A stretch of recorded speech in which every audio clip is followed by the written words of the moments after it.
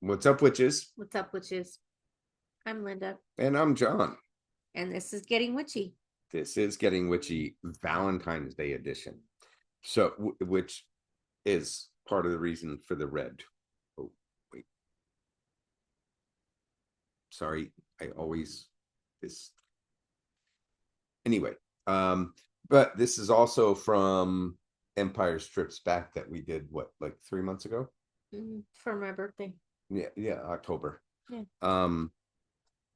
A burlesque, basically, but based on Star Wars. We've talked about it before, but if you ever get it in your area, um, go to it. It's a lot of fun. Anyway, but it's red. Valentine's Day red. So, tonight, obviously, we're talking about Valentine's Day. I jokingly, carefully, because you have to be careful nowadays who you say things like this to, but happy VD Day. Mm. But it originated from a blend of ancient Roman, pagan, and Christian traditions, evolving from a very brutal fertility festival called Lupercalia, or also AKA the Ides of February. And don't forget the Ides of March is when Caesar was assassinated. But anyway, and the martyrdom of Saint Valentine in the 3rd century, which is another interesting thing. So, depending, multiple sources mentioned a Saint Valentine martyred in the 3rd century, Okay. around 278, 279 AD. And then some mention two of the same name, one from Turin in Italy, and then they didn't mention where the other one was from. But and I will skip over this later, but we're talking about it. But the Catholic Church identifies 3 Valentines that were put to death by Claudius. Is that the right Claudius? Yes. I believe so. Yes. Yes. Claudius the second. The second. 3, the Catholic Church recognizes. So anyway, so Claudius put a ban on marriages. That was the main thing. And it's Pope Gelasius. Yes. Is that correct? Pope Gelasius the First declared February the 14th Valentine's Day in 496 AD. Again, likely one of the Valentines put to death was a Roman priest. So they assume to recognize the Roman priest that was executed by Claudius the second for secretly marrying couples. So there's 2 storylines or 2 thoughts to this legend. One is that Claudius thought that a man with no ties, no wife, no children, even better, no, and they only hinted, some of the stuff that I found only hinted at this part, but even no parents, like an orphan. Oof. They are the best soldier. They have nothing that they're worried about back home. So he outlawed marriage. That sounds more feasible. The other legend says that he outlawed marriage in the Christian faith, like Christian marriage ceremonies. You couldn't be married as a Christian. Well, I mean, there was a time that Christians actually were um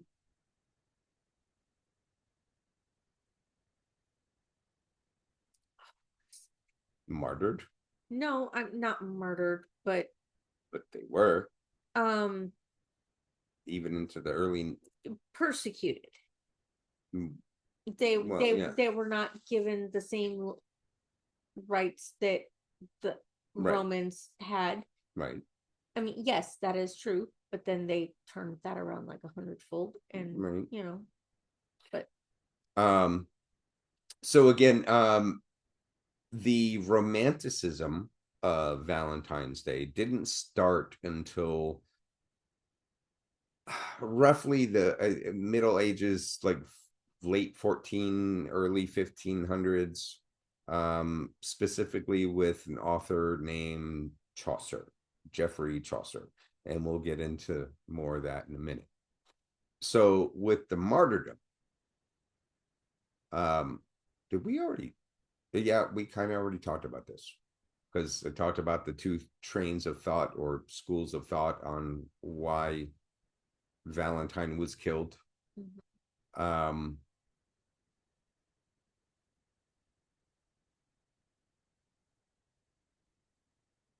sorry, guys. Now, with both legends, as part of the ministry to the church, Saint Valentine's is said to have married Christian couples in secret, demonstrating his piety and respect for marriage as a Christian sacrament. Uh, but the only actual historically accurate part of Valentine's life is probably considered the most gruesome. It's his death. Um, he was beheaded. Well, first he was stoned, according to record, stoned, and then bludgeoned with clubs. And then when that didn't kill him, they beheaded him and then hastily buried him to try to hide him from his followers. But they found him and interred him and supposedly gave him a Christian burial.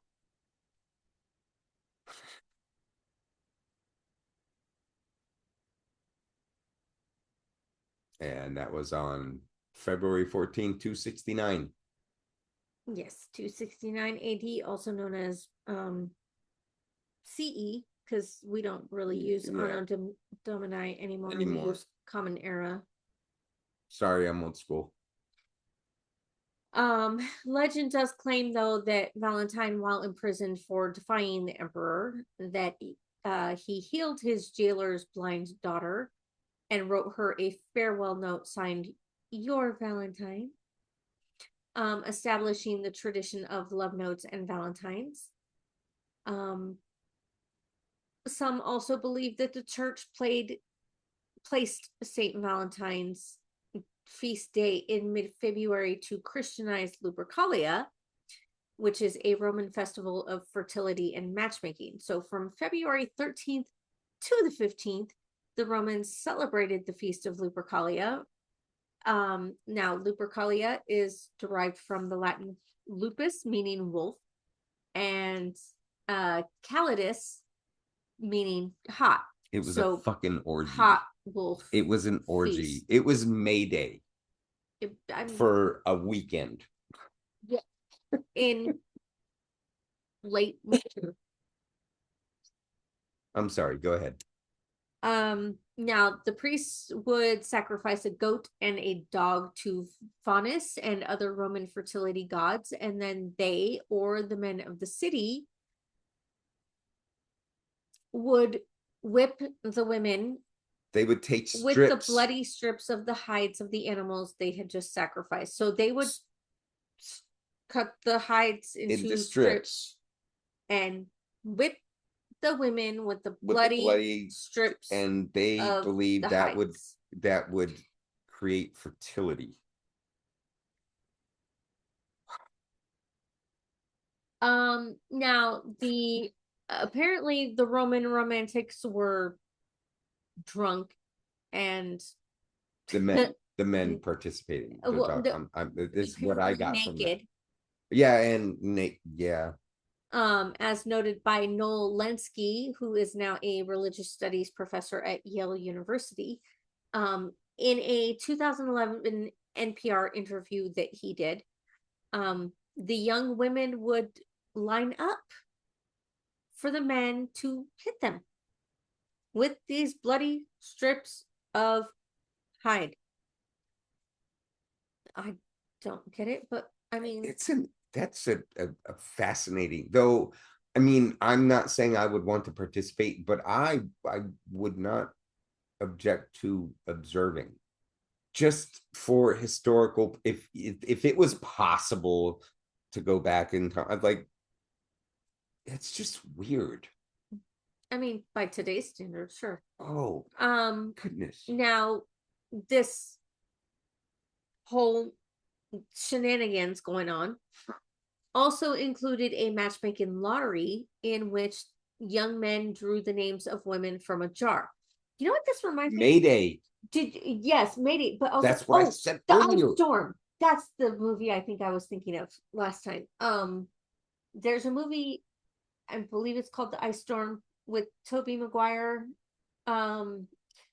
where it's like in the 70s and there's this ice storm going on and the adults are having a party and they put their keys, like the men would put their keys in a bowl, and as they were leaving, the women would pull a set of keys, and whoever's keys they pulled, they went home with that night.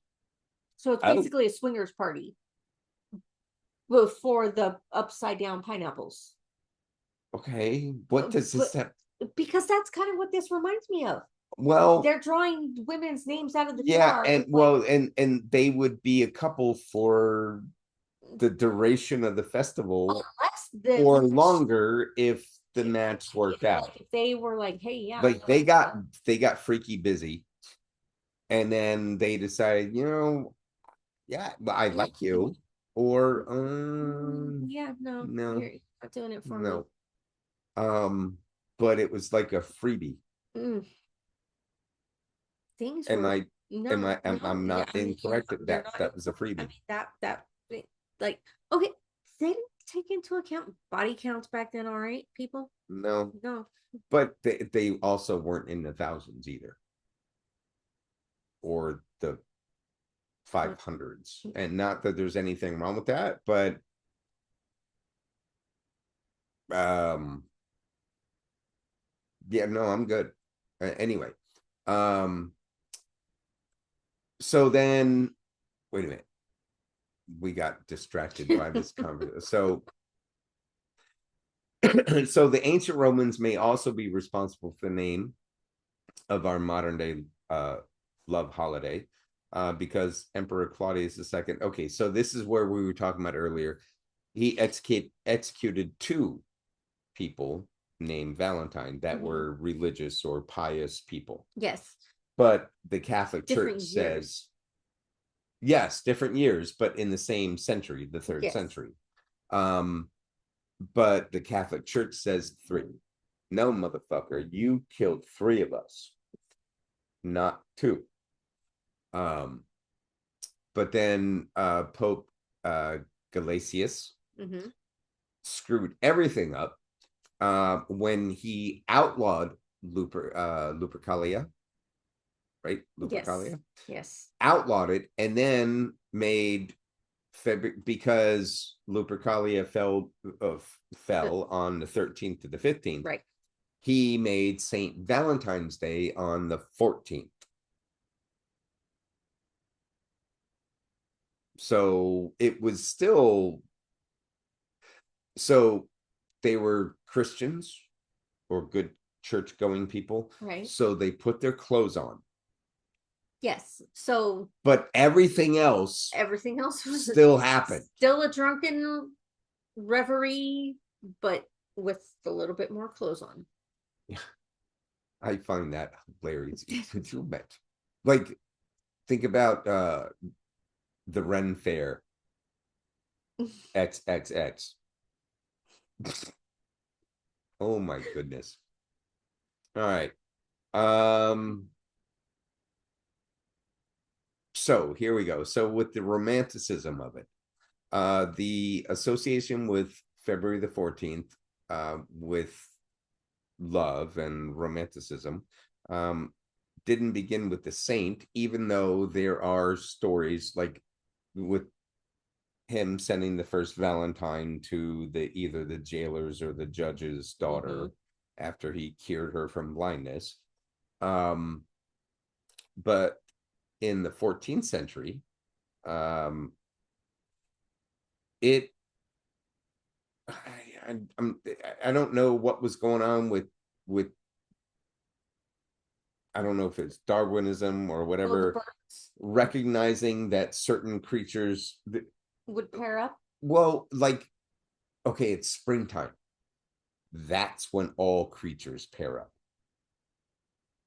But for whatever reason, in 1400s or 14th century, they just realized that birds paired up. Well, maybe it's just that they noticed the birds pairing up and like hadn't up until that point hadn't noticed all the other creatures pairing up, but for some reason, like, wow, there's an awful lot of birds pairing up. Okay. So anyway, Geoffrey Chaucer, in his late 14th century poem, The Parliament of Fowls, Chaucer wrote, "For this was on St. Valentine's Day, when every fowl cometh forth to choose his mate."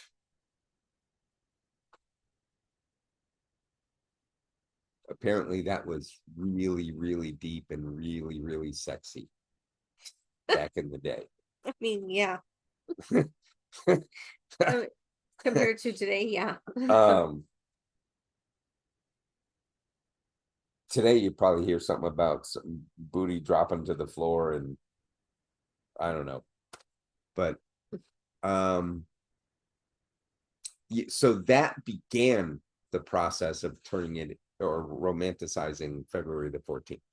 Aside from Valentine supposedly marrying couples against the wishes of the emperor.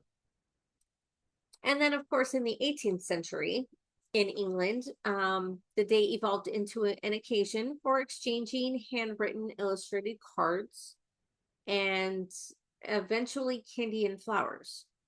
Around the same time, the Normans celebrated Valentine's Day. Now, Gallatin meant lover of women. Okay. And so that was likely confused with St. Valentine's Day at some point, in part because they do sound alike. Valentine, Galentine, whatever. Lover of women. Apparently he thought he was like, Don Juan or something. Yeah, there's not a Don Juan Day. No. Racist. There should be a Don Juan Day. And then, of course, they should rename Valentine. Oh, could you imagine the cards? If they rename Valentine's Day to Don Juan Day, they'd be spicy. They'd be so spicy. That would be fucking awesome, actually. I might actually start celebrating Don Juan Day if they changed Valentine's Day to Don Juan Day and brought out the spicy cards. I would probably celebrate them.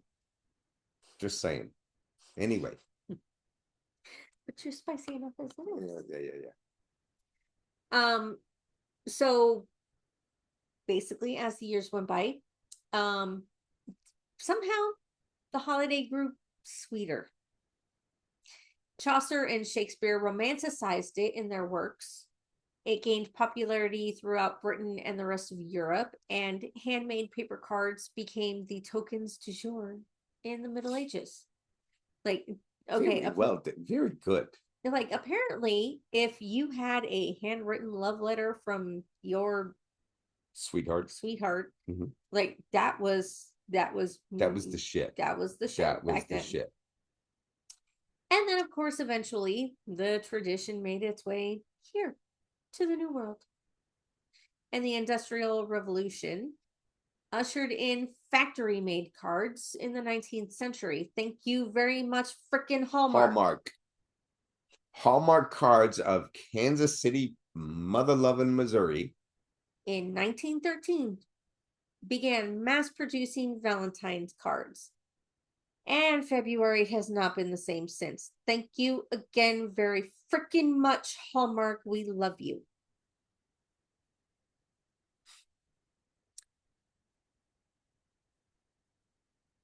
We have no opinion on the Hallmark. No. We have no opinion. The celebration has moved from a solemn religious feast. Albeit, well, in some aspects. So, okay. So one thing that my research didn't do. So it said it's a religious thing, which we've talked about. Yes.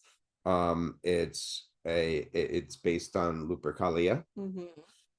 It's a pagan thing. And then there was one more.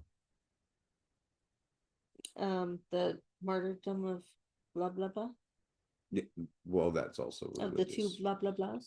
Yes, but that's religious. But the none of the research I did mentioned any the pagan rituals that it talked about was Lupercalia. Okay. So now I happen to know for a fact that you know some actual pagan rituals that went on during this time period. Yes. So basically around this time period, in order to usher in fertility of the fields, they would pour milk and honey on the fields, which is what they fed Zeus when he was a baby. Yes. But also, like, if let's say a soldier made a huge contribution to a war and was promoted and given a piece of land, when he and his family moved you were the shit, to that piece of land. You were the shit, by the way. Yes, you were the shit if you got that. But also, when he and his family moved to that piece of land, he and his wife would basically have sex in the middle of the fields to promote the fertility of the land and ask the gods to bless it in front of witnesses, which would probably explain, including their children, which would probably explain why it wasn't in any of the, because like my resources were like history.com, Britannica. Even though Britannica does sometimes get very descriptive with some things, but anyway, okay. But yes, I mean, so yeah, like they weren't shy about anything back then. Like they would full on have sex in the fields in front of their kids and their servants and whatnot to invite fertility to the land. Nice. I mean, good for them. Whatever floats your boat. Yeah. Now, unfortunately, the celebration has moved from a solemn religious day of feasting to largely secular and very commercialized holiday. Yes. Thank you with very much, De Beers. The Catholic Church has apparently, and I honestly did not look this up to verify it. I found it in two places and went with it, but the Catholic Church apparently removed Saint Valentine from the primary calendar of the church, I guess. Oh, I guess they have their own calendar of like holidays and holy days. In 1969. What a year to be removed. Due to the lack of verifiable historical details surrounding his life. Well, the death, there's lots of verifiable information about his death. But about his life, I mean, you're talking about three different potential Valentines that they are basing this information off of. So which one is it? Right. But Right. I mean, So then we got Cupid. yes. Cupid's a big part of Valentine's Day. He's not a baby. No. He's not a baby in a diaper. And they put that is kind of weird that they did that. That's weird. Well, I mean, consider the alternative though. I prefer the alternative than a baby in not swaddling, but basically a cloth diaper shooting arrows at motherfuckers. That's just yeah, and an androgynous character, because it's male or female, you don't know, or they could be neither. Okay, so you prefer the teenage heartthrob? Yeah. Yes. So the original Cupid was more of a heartthrob, like we just said, than a cherub in any sense of the imagination. If you think of back to Teen Beat magazines, or what were some of the others? There was Teen Beat, there was Tiger Beat, Tiger. There was oh god, I used to have them all. I am not surprised. Well, no, but and I'm not making fun. I am referencing them, so I am aware of them. Teen Beat. I think one of them might have been YM, which yes. But anyway, all those where they would have like the current heartthrob on their front. So that was the original Cupid. He was not a cherub. No. Traced back, the original Cupid has been traced back to 700 BC. A character of legend called Eros. Gee, I wonder where erotic, the word erotic, came from. Which is also the Eros is also the Greek word for desire. So again, and he does happen to be the son of Aphrodite, the goddess of love. Yes. Who would play with the hearts of mortals and gods to cause mayhem. He would, not she would. He would. She not I mean, well, I mean, she probably did too. Yeah, but not like him. He did it for fun. Oh, he did it for shits and giggles. If two people hated each other, he would shoot them to where they fell in love. But the thing is that the victims would still have the underlying loathing. They can't stand the person, but they can't help but love them. Like, even the gods feared him. Like, the gods, Zeus was afraid of this fucking little teenage little bitch. Steroids. Yeah. I mean, it's quite funny, but it's funny. Anyway, so supposedly, according to history.com, the very first or the oldest Valentine that was recorded to have been sent is from 1415. Charles, Duke of Orleans, wrote to his wife while he was a political prisoner in the Tower of London. But if you're not a political prisoner, dude, you're fucked. If you're in the Tower of London in that time period, I'm surprised I'm surprised you were able to send something out, to be honest. He wrote, and in the poem he wrote, "I am already sick of love, my very gentle Valentine." Now, we have to think about the way English was, what they meant by things back then. In the day, if they said they were sick of something, they weren't saying that they were sick of it like we are now, like, oh my god, I'm so sick of this song or whatever. No, I'm sick with, or yes, I am, like, if he said for you, I'm already sick of love, I'm lovesick. I'm yearning for you, I'm missing you,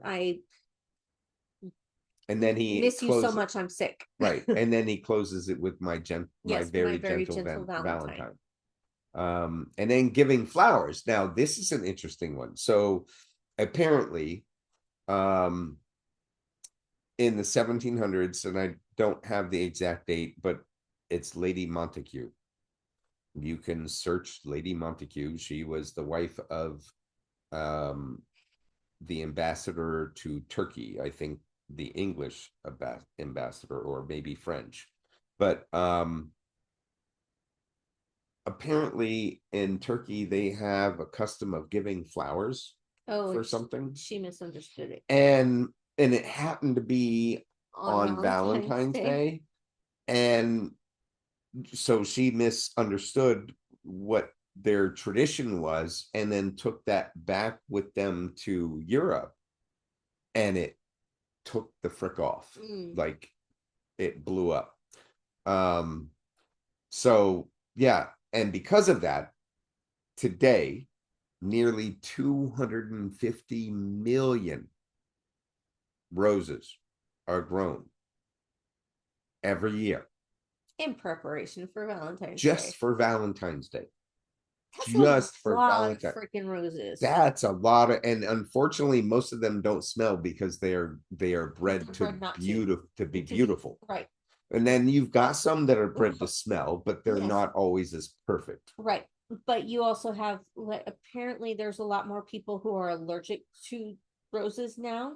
Well, then we can just be rid of them anyway. Which is why there are those that don't smell. No, we can be rid of those that are allergic to rose. They can go like, away. Do you remember walking can into go away. work last night and all the roses that were, I love that smell. Like the smell. Yeah. It's the strong ass freaking flowery ass fucking perfume that makes me gag. But natural flowers, I love them. I bury my face in them, except the oils would hurt the flowers, and then I would get in trouble because it would make them turn brown. See, I don't. So I don't know. Maybe it's just me, but I can't walk into flower shops because they just smell like pollen to me. Well, yeah, I can see that too. So, sorry guys. So today, the holiday, February 14th, Valentine's Day, is big business. But just like with us, it spoiled it for many. Yes. According to Hallmark, you want to fish that one? That a whopping 145 million Valentine's Day cards are exchanged every February 14th. That does not include the Valentines that kids exchange in their classrooms. So those like the packages of like 21 to 32 or whatever, it doesn't even include those. It's talking just the individual Valentine's Day cards that people go and buy for their loved one. They're like, my mom used to buy me one. She'd buy one for each of the boys. Yep. Grandma Kane used to buy me one. So it's just counting those. It's not counting all the ones that kids exchange in their classes. If you counted those, Valentine's would be number one. My goodness, yes. So, with that being said, that makes Valentine's Day the second biggest holiday for exchanging greeting cards next to Christmas. And who gets the most Valentine's Day cards each year? Teachers, which I actually kind of appreciate. I love that. I love that. I like that a lot. Because, I mean, think about it. They got 30 freaking kids. Right. So, and they're getting one from each kid because there's always a teacher in every hour. Well, once they get to a certain point, it's different kids in every hour. Yeah, but I think if I recall correctly, like after 6th grade, you're not required to do Valentine's anymore. Okay. But in the packages that they make for the kids to exchange in there's class, usually a couple just for teachers. Yes. So yeah, teachers first, and then after that it's children, because of course they're exchanging in the class, and then of course they're getting ones from their parents and siblings probably. And then mothers and wives. Now, here's my why aren't the husbands getting as many as Husbands don't get, we're not gonna turn this into a yeah, but the husbands, that men don't get the niceties that everybody else does, typically. But anyway, so so like you said, followed by mothers and wives. Mhm. But I mean, the holiday has come a long way since 1913, when when Hallmark Hallmark first produced the first cards. Valentine's Day cards. Mhm. Yeah. A long, A long, long, long, long way. with the freaking singing, like the Star Wars don don don don don. Now that's not a well, actually, I have seen a Valentine's Day Star Wars card, but that one was actually a birthday card. But anyway, we hope you liked this episode. Happy Valentine's Day to you. Happy day after Friday the 13th. I Yes. love Friday the 13th. Hope you enjoyed that episode. We love you. And yeah, happy VD Day. Valentine's Day. Excuse me. Peace out, witches. We love you. Please be safe. And we look forward to seeing you again.